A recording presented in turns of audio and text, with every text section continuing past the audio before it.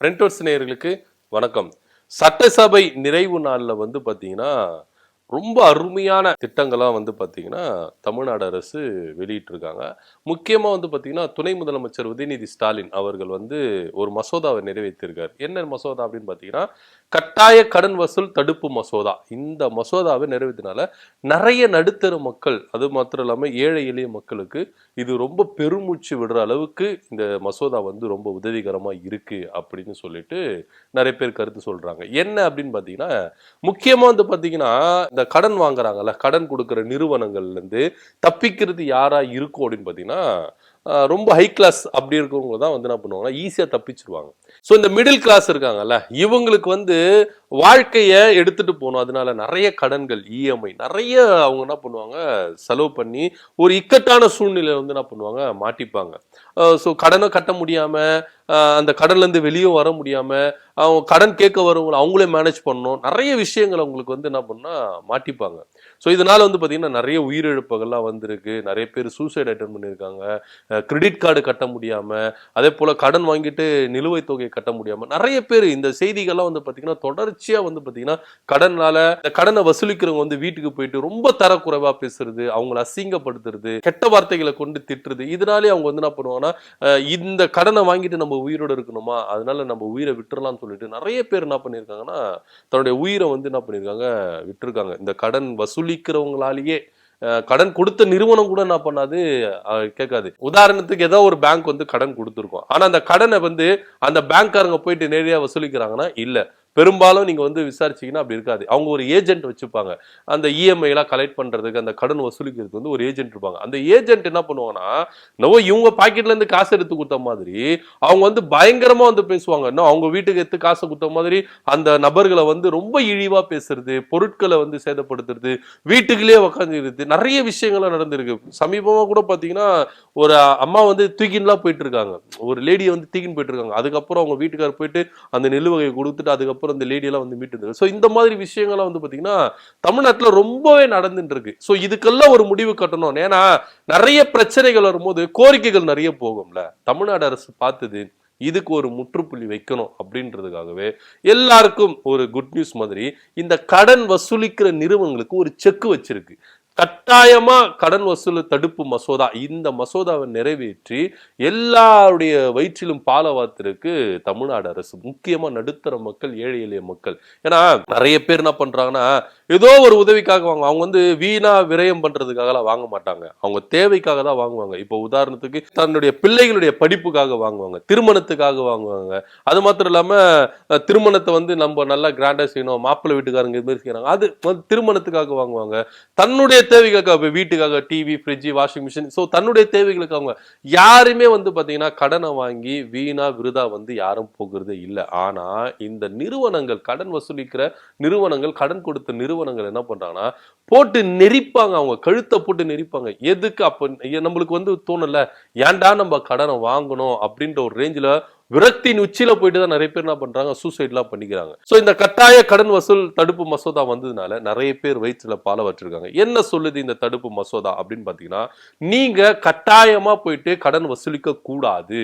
இப்போ உதாரணத்துக்கு நானே கடன் வாங்கிட்டேன்னு வச்சுங்களேன், நான் கடன் வாங்கிட்டு நான் என்ன பண்ணக்கூடாது, வீட்டு தேவையில்லாம என்ன பண்ணக்கூடாது, சத்தம் போடக்கூடாது.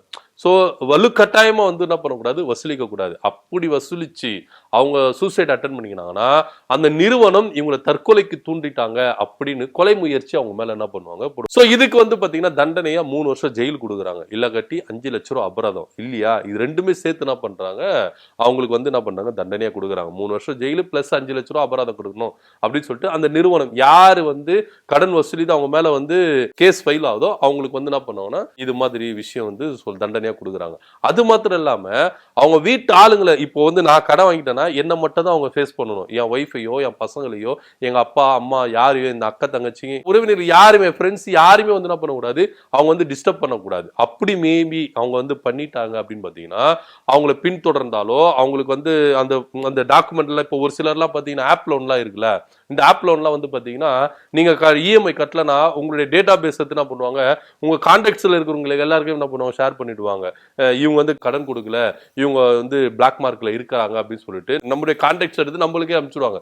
சோ அந்த மாதிரி தகவலையும் என்ன பண்ணக்கூடாது, பகிரக்கூடாது. அப்படி பகிர்ந்தா அதுக்கெல்லாம் இப்ப வந்து நம்ம வீட்டுல இருந்து என்ன பண்ணுவோம், பொருளை நாசம் பண்ணுவாங்க. இல்ல நீங்க வந்து இவ்வளவு லட்ச ரூபா கடன் வாங்கியிருக்க, உங்க வீட்டு டாக்குமெண்ட்டை கொடு, உன் வண்டி டாக்குமெண்ட்டை கொடு, அப்படி இப்படின்னு சொல்லிட்டு நம்ம பொருட்கள் எல்லாம் பறிச்சுன்னு போயிடுவாங்க. சோ இந்த மாதிரி அதே மாதிரி அதிகமா வட்டிக்கு வசூலிக்க கூடாது. இந்த மாதிரி விஷயங்களுக்கு எல்லாம் வந்து என்ன பண்ணாங்கன்னா 5 வருஷம் சிறை தண்டனை, அதுவும் இல்லாம அவங்களுக்கு வந்து ஜாமீன்ல வெளியே வர முடியாத ஒரு சிறை தண்டனை என்ன பண்றாங்க, இந்த தடுப்பு மசோதா வந்து கொடுக்குது. சோ இந்த அளவுக்கு வந்து பாத்தீங்கன்னா தமிழ்நாடு அரசு ரொம்பவே சிறப்பா வந்து என்ன பண்ணிருக்கு, இந்த மசோதா வந்து எப்போ வரும் வரும் வரும் சொல்லிட்டு, ஏன்னா இதுக்கு ஒரே எண்டே கிடையாதா அப்படின்ற ஒரு ரேஞ்சுக்கெல்லாம் யோசிக்க ஆரம்பிச்சிட்டாங்க. இந்த கடன் வசூலிக்கிறவங்க வந்து இந்த ஏஜென்ட்டுக்கு தாங்க, பேங்க்குக்காரங்க கூட அவ்வளவு வந்து இது பண்ண மாட்டாங்க. அவங்களாம் வந்து பாத்தீங்கன்னா சாஃப்டா தான் இது பண்ணுவாங்க. நான் வந்து எல்லாரையும் சொல்லல, ஒரு சிலர் இருக்காங்க, ஒரு சிலர் வந்து என்ன பண்ணுவாங்கன்னா சாஃப்ட் ஹேண்டில் பண்ணுவாங்க.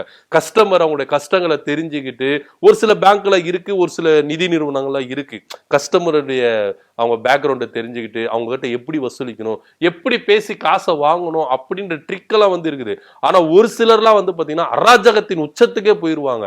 என்னவோ அவங்க வீட்டு காசு எடுத்து கொடுத்த மாதிரி ரொம்ப வல்கரா பேசுவாங்க, ரொம்ப இழிவுபடுத்துவாங்க. இதனாலே அந்த விரக்தியின் உச்சியில போயிட்டு நிறைய பேர் என்ன பண்ணிருக்காங்க, சூசைட்லாம் பண்ணிருக்காங்க. சோ இந்த அளவுக்கு வந்து பாத்தீங்கன்னா அந்த அளவுக்கு டார்ச்சர், போன் டார்ச்சர், போன் மேல போன் வந்து பண்ணினே இருப்பாங்க.